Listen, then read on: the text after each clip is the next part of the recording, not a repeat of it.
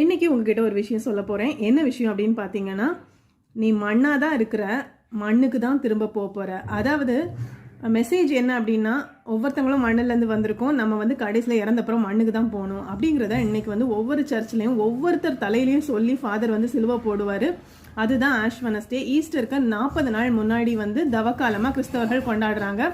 இந்த முக்கியமான வசனத்தில் நாம் தெரிஞ்சிக்க வேண்டிய விஷயம் நம்ம ஒவ்வொருத்தங்களுமே இறந்த பிறகு மண்ணுக்கு தான் போவோம் அப்படிங்கிற மெசேஜை தான் இதில் சொல்கிறாங்க. நம்ம ஒவ்வொருத்தங்களும் வெற்றி, நம்ம சம்பாதிக்கிற காசு, பணம், இப்படியெல்லாம் பல விஷயங்களுக்காக நம்ம ஒவ்வொரு நாளும் போராடிக்கிட்டு ஸ்ட்ரெஸ், டென்ஷன், இந்த மாதிரி பல விஷயங்கள் வச்சுக்கிறோம்.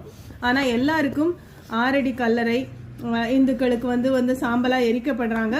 எல்லாருக்குமே எல்லா மதங்களும் மரணம் அப்படிங்கிற முடிவு இருக்குது அப்படின்னு சொல்லுது. அதை நமக்கு ஞாபகப்படுத்துது இந்த நாள். ஸோ எல்லாருமே அளவுக்கு அதிகமான ஆசைகளை வளர்க்காம நல்ல குணங்களோடு மற்றவங்களுக்கு உதவி செஞ்சு நமக்கு முடிஞ்ச அளவுக்கு நல்லவங்களா இருக்க ட்ரை பண்ணணும்.